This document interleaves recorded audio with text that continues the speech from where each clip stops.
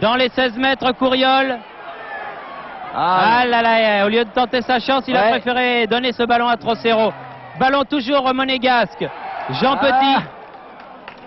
Boum. Il s'est heurté avec le gardien Sampere.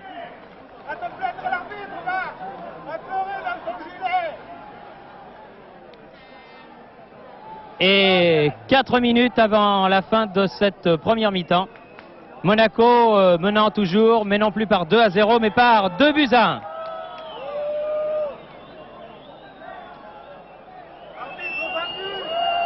Là, naturellement, on essaye de gagner du temps du côté de Valence. Monaco a fait la même chose là-bas en Espagne. Ah, c'est un petit peu la rançon de ces matchs aller-retour. Quand on joue et qu'on a un résultat à préserver, on essaye évidemment de garder, de conserver le ballon le plus longtemps possible. Castellanos renverse complètement là-bas. Bot-to-bot, Castellanos. Pablo. Castellanos. Subirats. Oui, bien sorti ce petit Puel là. L'un des produits de l'école monégasque, Barberis. Arias. Ah là, Subirats. Il m'a semblé quand même qu'il avait touché le ballon de la main. Aussi, oui, du bras en tout cas. Du bras, oui. L'arbitre, Monsieur White, a fait signe que c'était de la poitrine et le ballon est revenu en possession des Espagnols de Valence. Pablo. Pablo contré. Aymon.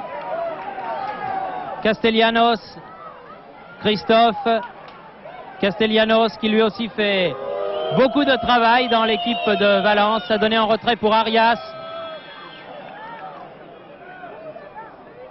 Ils ont été cueillis à froid dans cette rencontre. Valence menait 1-0 après 7 minutes de jeu, mais ils reprennent très nettement du poil de la bête depuis la fin de la première demi-heure, et le milieu de terrain surtout a retrouvé un équilibre. Certes, l'absence de Solsona explique peut-être que les joueurs espagnols aient mis du temps à trouver leur marque. Alors là, non, là, je ne suis pas d'accord, Monsieur White. Car tout à l'heure, Arias a commis exactement la même irrégularité et il n'a pas sifflé. Kempes. Tendillo.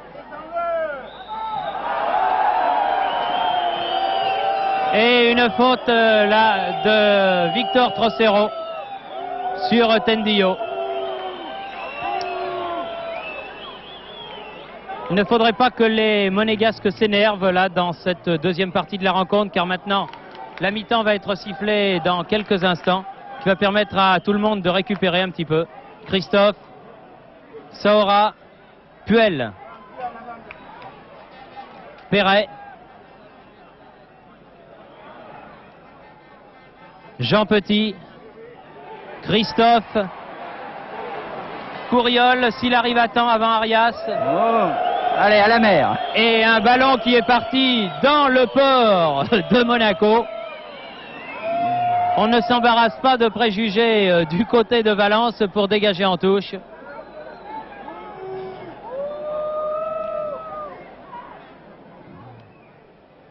Couriol. Sortie de but. Voilà. Mon chronomètre, c'est fini. Oh, chronomètre de Monsieur White, très certainement. Oui, le tout, c'est qu'il jette un coup d'œil dessus.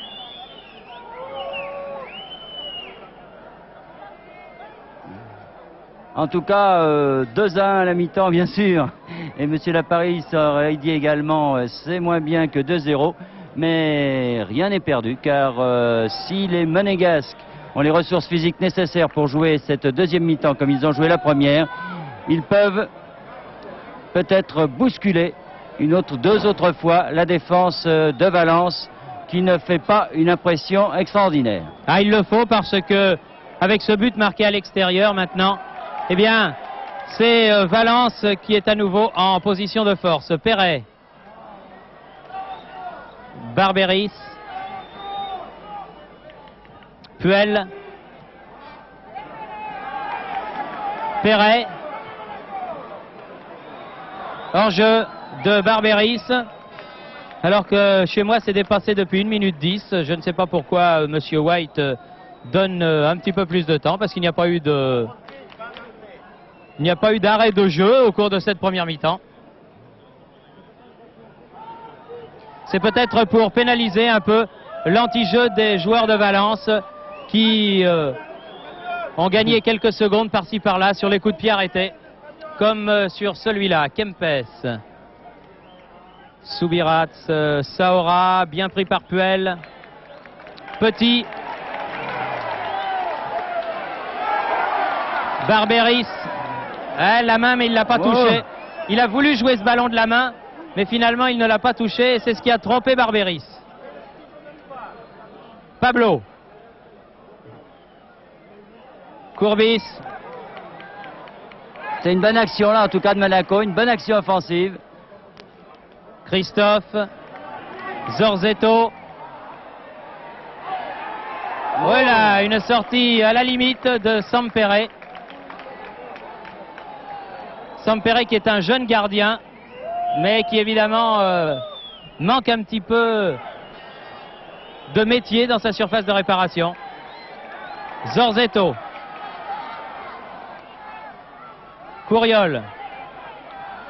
Couriol. Corner.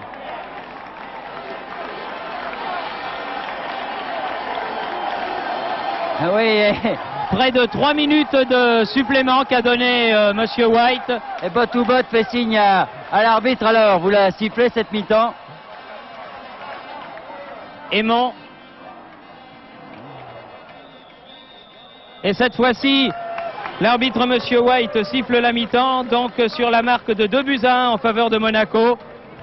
Petit à la 7e minute, je vous le rappelle, puis Barberis à la 21e minute contre un but de l'avant-centre de Valence, Morena, à la 37e minute. Il reste encore à Monaco à marquer 2 buts, mais vraiment bravo, bravo à cette équipe de Monaco qui fait honneur à son titre de vainqueur de la Coupe de France. Et espérons qu'ils vont nous faire dans quelques instants une aussi belle deuxième mi-temps que celle qu'ils viennent de produire sous vos yeux. Ici, le stade Louis II, je rends l'antenne à Paris pour quelques instants.